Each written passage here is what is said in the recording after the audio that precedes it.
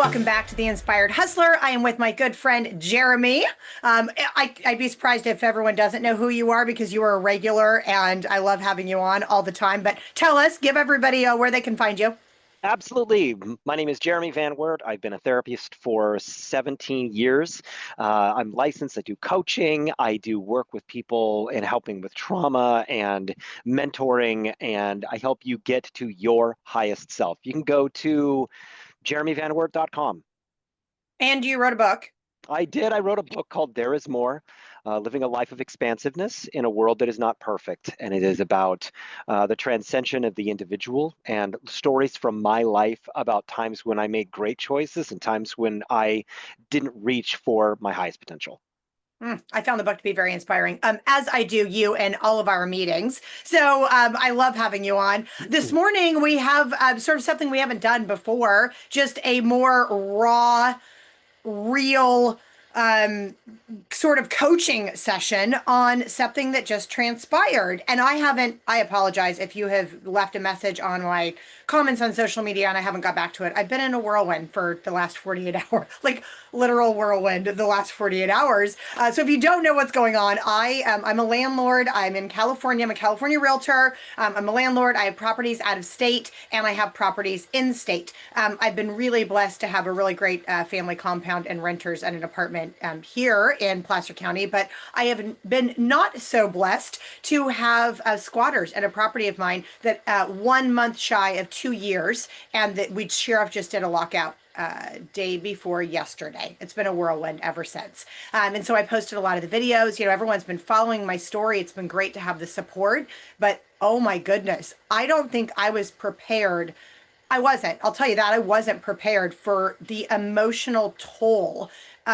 I thought I was going to see some, like, this was going to be this amazing relief. And I walked in and I'm like, I just want to cry. Like, this is so, like overwhelmingly sad. And just kind of, I've been processing since. I've been processing. I think I slept for 12 hours last night. I really needed to process what was going on before I could put on my best face. And I'm really cognizant of how I show up to others. And I wasn't in that place until this morning to really show up and be my best version of myself. Mm. Yeah, I've watched this unfold because this whole thing occurred about 5 doors down from my own home. And so to see these people, the way that they lived and the way that they made themselves pariahs in the neighborhood and the way that they would not engage with anybody in an appropriate way, super shady. Namely, the thing that I was really interested in is, your process. I've been talking with you all the way through this. And so, when did you first begin to realize that something wasn't right? Oh, right away. Right away. But I'll back this up and say the reason that I left that home and continued to make a payment on a vacant home for so long is I had adopted my nephew and he needed hospice. He was terminal from the time that I took him at 7 years old. And we were at 10 and a half, maybe. And we needed hospice. It was that time. And I couldn't get help in that house. So I continued making the payment for some time and just it felt like the right thing to do. I didn't feel like I could make any other choices right then. And then I decided we need to rent it or sell it. But because of the fire and because of property, values declining, I made a really bad emotional decision to do a lease to own with these folks that I really felt sorry for. I met them and they told me they didn't have any credit, they didn't really have any money, they were in this weird position. Their uncle's home, a condo that they fixed up was being sold. All of their money is, tied up. They're self-employed, they don't have tax returns. And I can relate to a lot of that. I'm self-employed. I've had great experiences with people that gave me a break, that I've, done the right thing. And I went on a quick judgment call when I really wasn't in my right mind right after I lost my kid. I shouldn't have been making decisions. So that's how this situation began. And right away, it was bad. Right away. Hmm. And when you realized it was starting to get bad, you started going through a legal process. And can you talk, you know, in a condensed version Mhm. about the ups and the downs of what you've gone through in the past year? Sorry, Oh two yeah, I mean that's years. a short story. I hired a paralegal initially. I've done enough of this. These people are professionals, so they had each thing they had me start over. Oh, we weren't served properly, and they knew the 33201B-2. We have to be served if you're going to evict us, and it's an FHA loan according to some uh, things I didn't know about, things the judge didn't know about. They were pulling out. And so I had to start the process over 3 times. I spent about $5,000 between myself and my attorney. We were at court probably 14 times. She kept pulling emergency orders all the time, and my attorney would have to show up at $350 an hour. It wasn't something I expected. Hmm. So it just dragged on and on and on all the way through a trial. And then she oh, I can't think of the word for it, but she contested that on emergency grounds again and again and again. So just literally shy. They moved in September 22nd of 23, and we were at what, August 20th when I got them out. Yeah. Sheriff's lockout. Yeah, so that was the process. It was much more grueling than I could have imagined.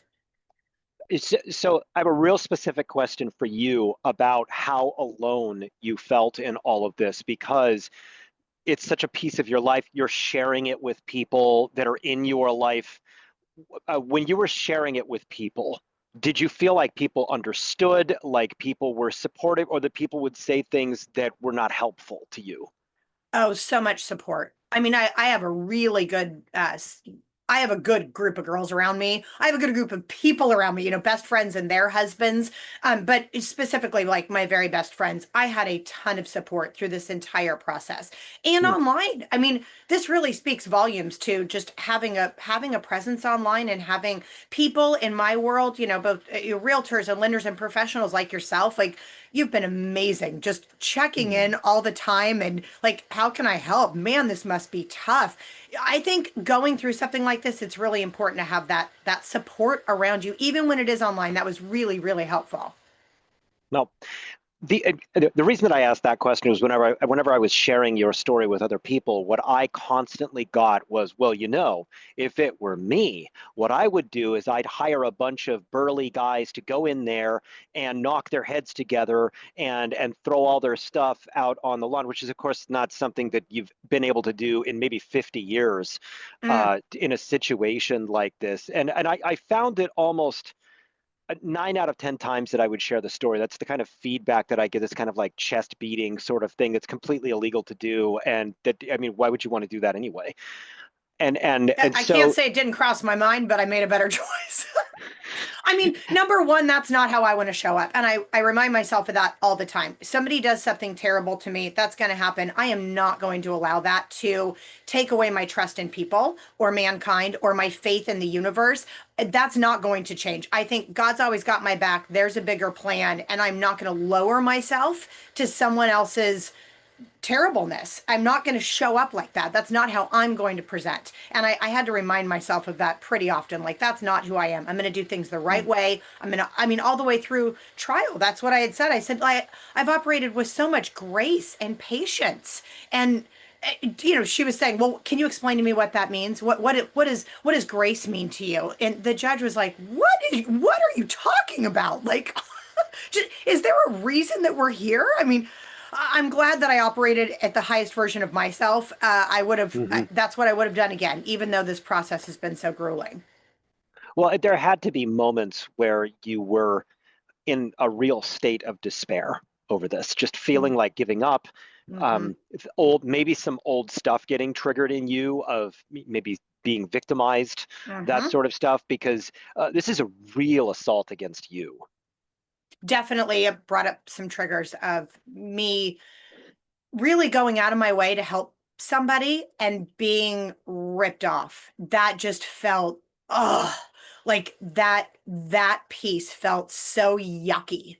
And Hmm. I kept reminding myself, I'm not going to let this affect me. People are good. I'm not going to let this affect my trust in others or my trust that I have the ability to make good decisions and do the right thing. I always want to help people, and I'm not going to let this this experience change the good heart that I have, the generous heart that I have, and the trust that I have in people. I'm not going to Mm. let this change me, because this could make me a really hardened, pissed off person. I'm not going to, I control that. Like, I control that piece, and I'm not going to let that happen. And so now what changes for you, and what do you suggest? I'm sorry, I've kind of taken over your podcast No, here. no, Uh, I love that. You're the coach here, Jeremy. what is it that is different for you now? Because of course, as you go forward, there's got to be a different way that you are um, protecting yourself in Mm-hmm. situations like this. Because we know that you invest properly and you become a landlord. Mm-hmm. You're building a place to live for a family. You're creating wealth for yourself. This is a part of how you do that sort of thing. And so it's a lot of people who are going, oh God, I listened to a story like this, I don't ever want to have renters. And so Mm-hmm. what are you going to do differently now?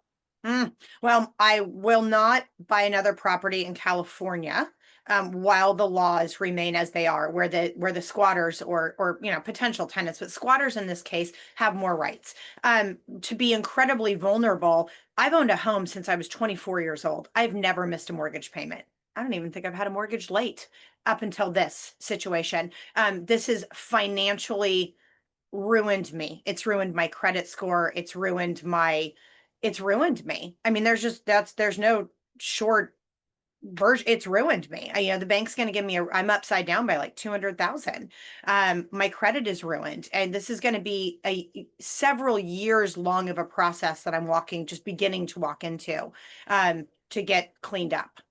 It's Hmm. not going to change my opinion of buying rentals in the future, but they're certainly going to be out of state. That's where I started, and that's where I will end up, is definitely out of state. In states like Florida and Texas that have protection for the landlord, where you can get people out within 90 days legally. Legally, a sheriff's lockout happens within 90 days.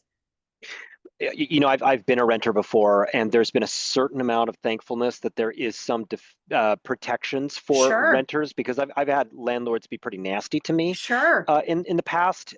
And however, when you say I'm not going to not buy another house and rent it out in California because the squatters have all of the rights, it feels like there is a huge disparity between the rights that the current occupant has Hmm. and the person who owns the home, which is unbelievable to me. And what are some of these rules?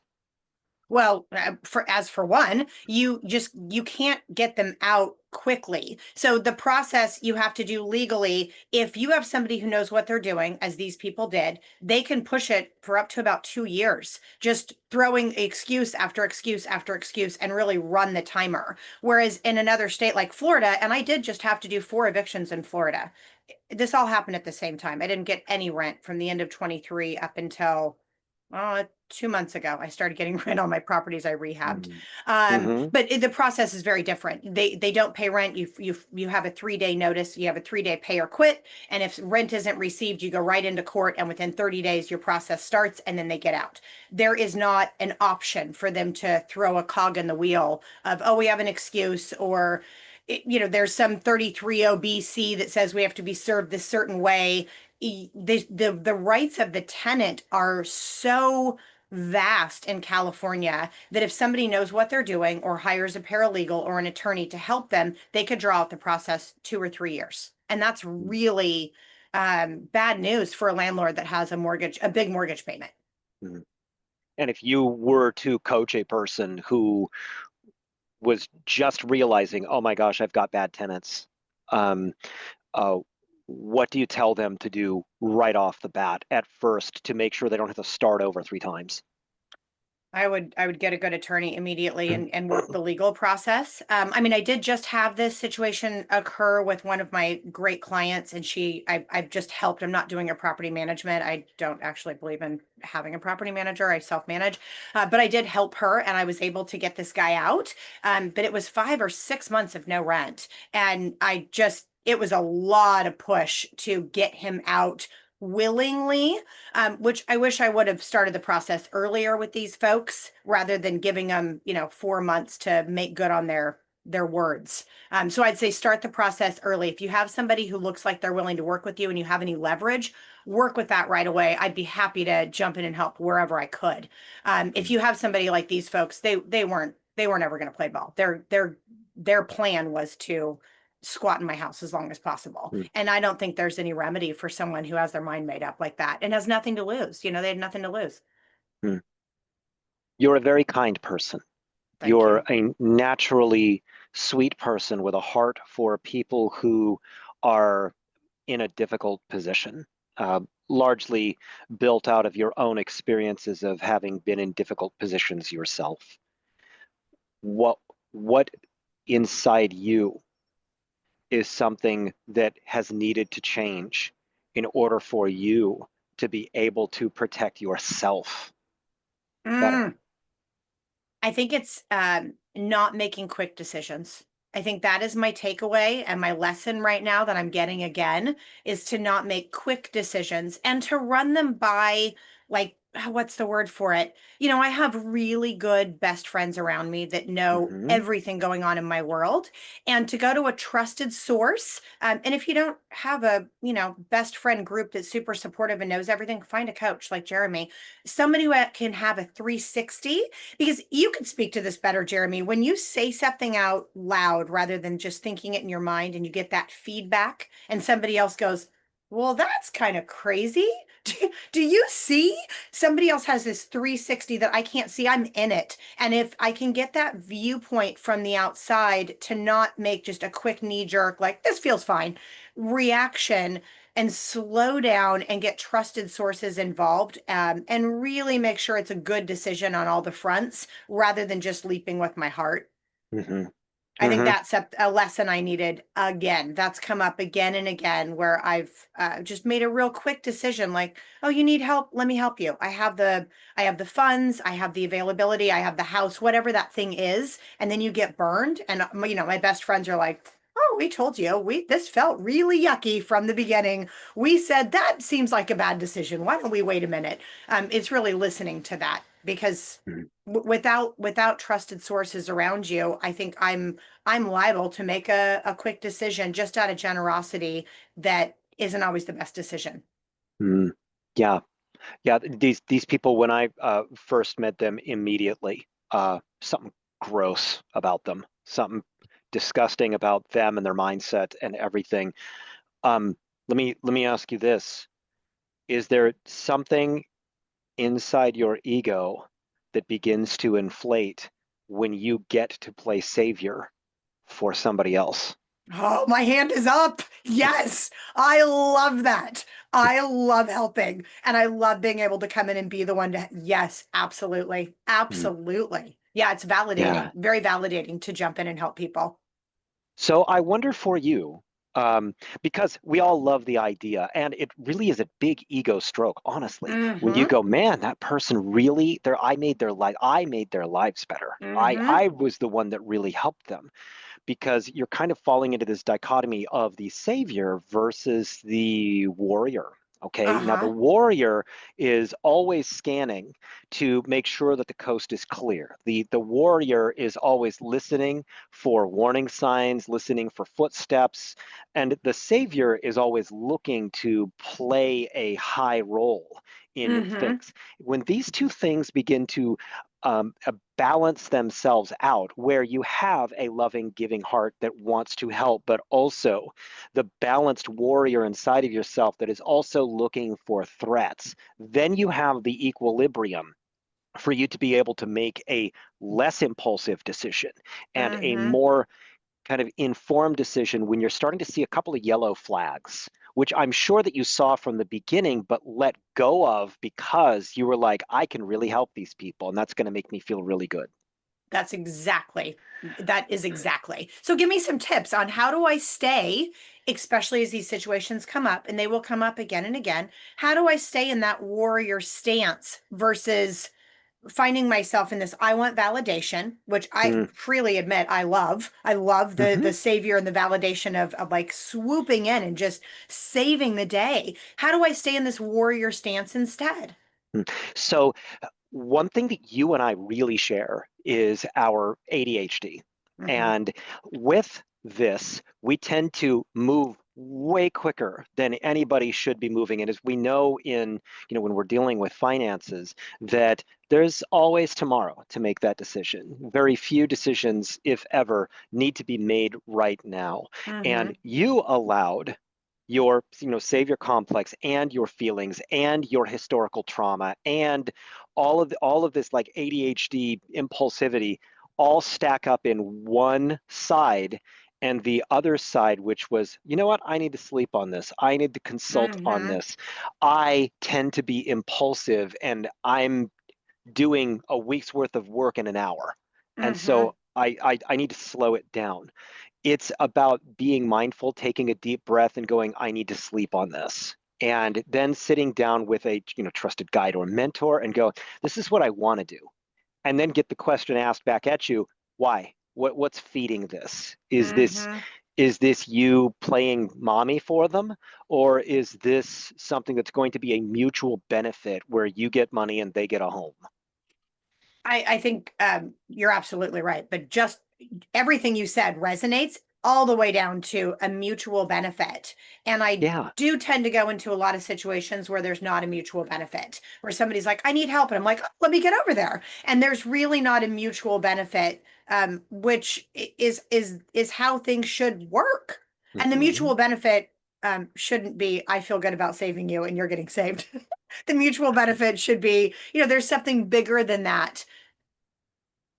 You know, as an entrepreneur, Hmm. you are being people are trying to scam you every hour of every day. Your whole email box is filled with people from other countries that are going to fix your SEO and all this Hmm. different Hmm. stuff.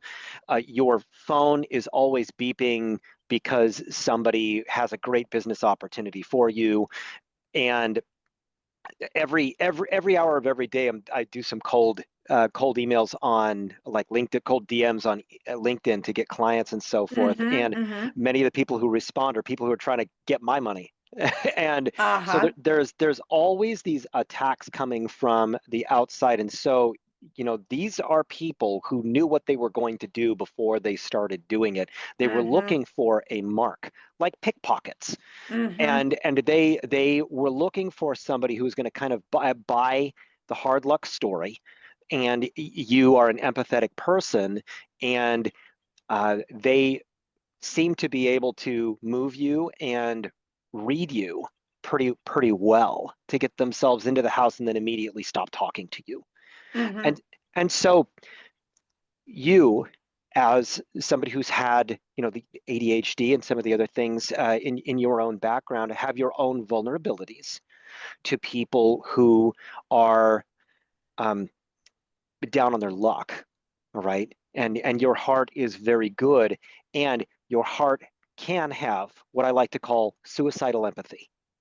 And in this case, this trusting the wrong people costs you, you know, what you had said, they ruined me. And so you have wonderfully good qualities, and this uh, th this cost you because you weren't balancing warrior with Hmm. savior. And so, for those people out there who are also dealing with, um, you're you're vulnerable when you rent to people because they can take advantage of you. So I've heard of this happening with Airbnb rentals, where people just move in and they just won't move Hmm. out, and Hmm. the police are of very little use in these Hmm. situations because they show up and they really won't do anything without a court declaration. Um, what can you tell other landlords to what it felt like for you, and maybe the sense of helplessness and all of that, and how you incrementally helped yourself stay sane? Mm. No, I mean the helplessness was real. I mean, I prayed through a lot of this. I reminded myself that there are always tests and there are always lessons. I'm always looking for the silver lining in each situation, and I'm looking for the lesson that I needed. And Mhm. this is definitely the lesson here. It's this me playing into this savior complex. I think the other thing, knowing what the few options are legally, I would have started it earlier. And for my friends that Yeah. have Airbnb, I do have some good friends I refer a lot of business to, the Property Joes. They are co-hosters.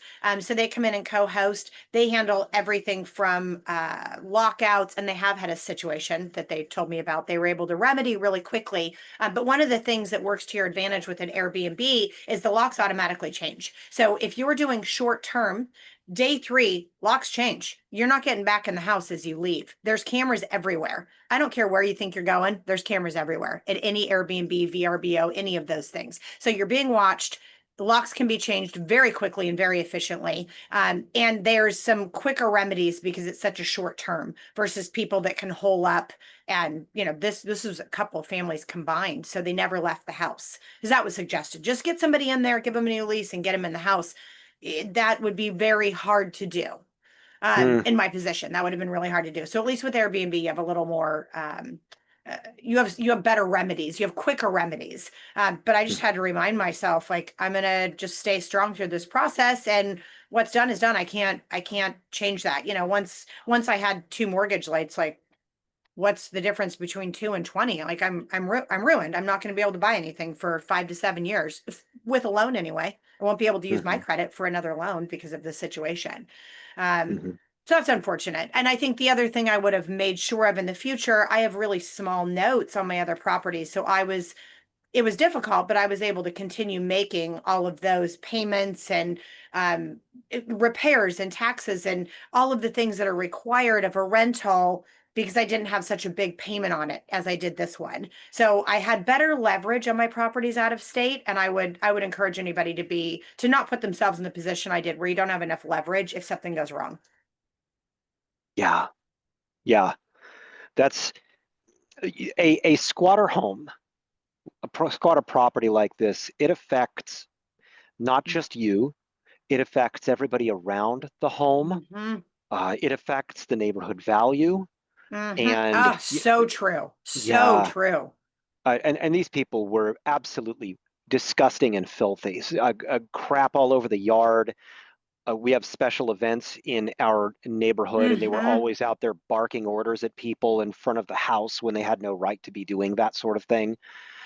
And, this, when you drove up to the house and you walk into the house for the first time, there had to be a visceral reaction from you of the smell,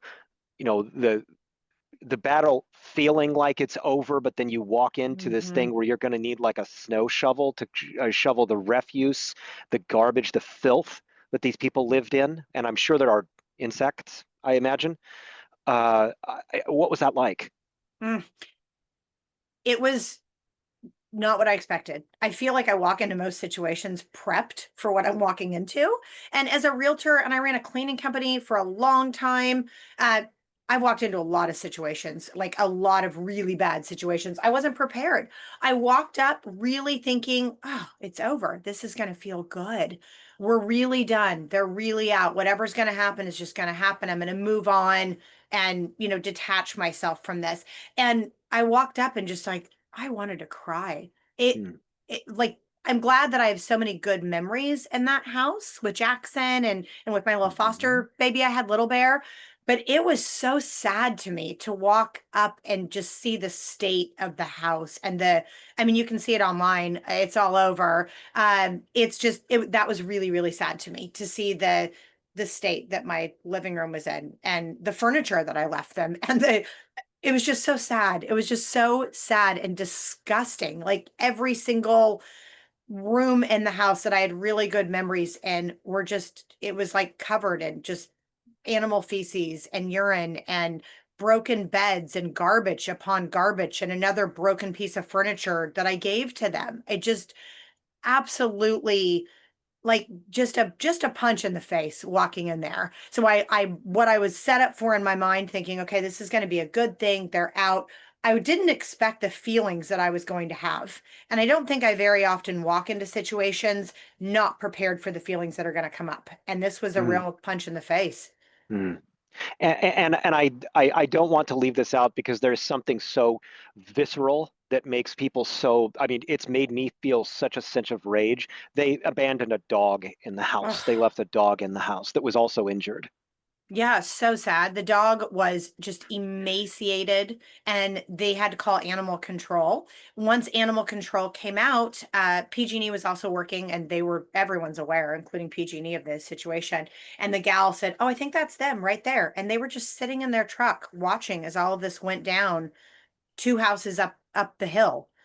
And I said, "That's them. It's their dog." And the sheriff and animal control said, "The dog has to go with us. There's no way we would, somebody who would do something like this to an animal, we couldn't give it back to him even if we wanted to." It Mhm. looked like the dog had a broken back. You could see all of his ribs and backbone. It was just so disturbing that somebody could do that to an animal. And children, they had children in this house as well. Yeah, this I want to make this clear. This is not two elites sitting here and complaining about the poors. This is a situation of people who victimize people, Hmm. victimize animals, harm people. And so ultimately, you walk into that house, you're in this horrible, wretched, hellish situation, and what is your ultimate takeaway from the universe? What is the universe teaching you here? How do you grow spiritually from this 2 years process that has led to this? I think I continue to rise above. There's going to be bad things that happen, and I think my lesson in this is just finding the lesson. If I would have stopped, if I wouldn't have made a quick decision, if I would have listened to my trusted sources around me, I would not have made this decision. I could have made a better decision. So it's to not make quick decisions and to not leap with my heart. Um, I think that's really my lesson in this, and to just remember, like, I can rise above it. I've been blessed immeasurably. I'm blessed to have, all the great things around me, really good family support system, great humans that are my children, a great grandson. Like, I'm blessed to have like wonderful things around me. I'm blessed to have the rentals I have. I'm blessed to have the businesses that I have.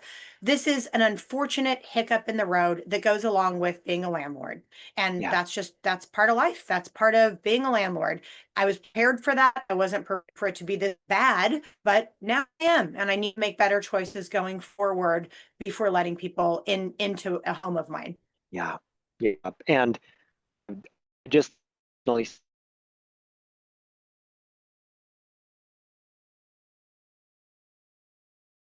this things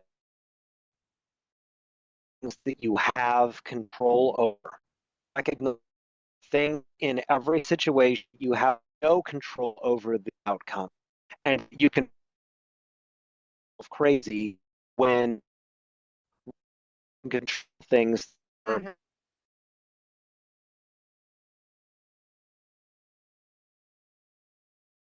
get to the process, the legal process too long in a situation like this, and you have people who are well schooled in and scam, it can be an X in the face, but there's only so much you have control over, and recognize that at the end of everything, in any situation like this in your life, there's going to be a day when you have to back a dumpster up to pick up the pieces of the end of the disaster. Mhm. Because even Hiroshima is a beautiful city these days after that horrible thing happened in 1945. And what every single thing was rebuilt in that place in the way that the things in your life can also be rebuilt, even after a terrible catastrophe in your own personal life. I would agree with that. I would say, and maybe you can speak to that. Maybe it's not even a situation horrible for somebody else, but just having that lack of control. When you don't have control of that situation and you're worrying about it, how do you release that control? How do you stop that worrying and spinning? Hmm. Yeah, the worrying and the fear is still your insides trying to control the situation psychically. Mm, mm-hmm, If you worry enough about it, then you have some control in it. If you get angry enough, then that's an expression that may be kind of like doing something about it. mm-hmm, It's not. It's just you letting the universe eat parts of your time, letting mm-hmm, mm-hmm, and your energy. mm-hmm, There's only so many papers that you can file, and then there's wait, and mm-hmm. then there's more papers to file, and there's waiting, and there's more papers to file, and there's waiting until the day when they are finally out. And so your own mindfulness, your own retraining your brain from focusing on the way that you're being harmed to focusing on the amount of control that you do have, which is pushing towards a solution. And Mm-hmm. my understanding now is that the home is very close to being short sold. Mm-hmm. This is likely going to be a chapter of your past very soon. I think it will be. I think it will be, and I'm glad for that. And I'm glad that I've been able to push most of this off to the side. One of my best friends reminds me all the time that worrying is a sin. We're so quick to, don't lie, cheat, steal. Those are obvious, right? Worrying is a sin, and it just takes up our mental. I don't even know what the word for it is. It takes away from the that we find joy in because we're spending the time on worry. So I'm finding the silver lining in that for sure in having a better practice right now of not worrying. And I would say the other silver lining in this is we've done social media for 8 years. We've had a good presence for the last six. This squatter story really bumped up online presence and was able to help me connect with a lot of other entrepreneurs and business owners and podcasters like yourself. I mean, the jump that we saw in presence pushed me to do things that I wanted to do. So I'm always the silver lining. That is one great piece of silver lining that came out of this. I've been able to connect with other entrepreneurs and podcasters like yourself, and we've been able to do bigger things together. And I wouldn't have probably had that clarity had I not seen the presence that was available and the support that's available online from people when you go through something like this. Just being that vulnerable and being able to be at someone else's service and help them. That's been really Mhm. nice. Yeah, yeah, absolutely. I can't imagine that you haven't come out of this with greater skills. Yes, yes, yes. That's the Yeah. way to look at it. Yes, definitely. I have some greater skills now. Well, thanks for letting me jump in your business here this morning. You were always welcome to jump into my business. And for anybody who doesn't know, how does somebody reach you? Go to jeremyvanwert.com, JeremyVanWert.com. My name will be in the description of this. And that is the hub of where I list I do therapy, I do couples work, I do coaching for you, I do psychedelic integration, ketamine assisted therapy. I've got a podcast called Mindful Mutiny, and yeah, I've got my hands in a lot of different things.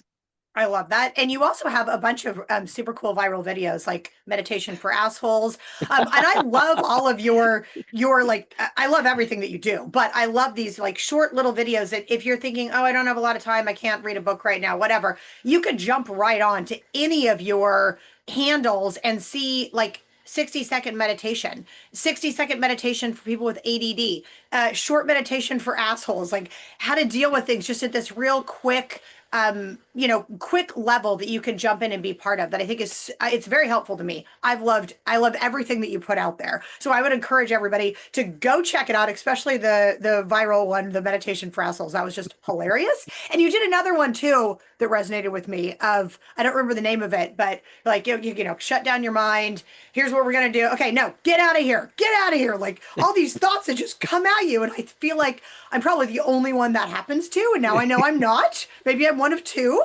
But if that's you, if you have trouble shutting down your mind so you can meditate, which has always been my issue, which is why like I'm a fan of running meditation. I believe in meditation as a whole and everything that you talk about, with from balancing your chakras to just like slowing down your mind. You can find it in quick order and jump right in and realize like you're not the only one. There's other people that suffer from the same affliction of just a mind that doesn't stop, which can be a good thing, and it can also be harmful if you need to slow your mind down. Yeah, you can find that stuff on TikTok under Jeremy Van Wert. It the funny thing about it is that it started as that first one went viral, and I had been on the phone with somebody who was being a super jerk to me. And I just walked outside, set up my camera, and did that on the first take because that was like energy from the phone call that I was Yeah. on, and that one just blew up. Well, I think this speaks to being real and raw. Like I Yeah, don't, I think this just speaks to that, and that's yeah, what I'm always looking for. Is like I want the real deal of something you just personally experienced. I know I can trust that versus something carefully curated that may not resonate with me. yeah, yeah. I like the real. So yeah, I love that. And I think this really, everything you do, being very entrepreneurial and having your hands in a lot of different hats, as you said, appeals to people with those similarities. People that are entrepreneurial, people that are always on, people that always have this mind working.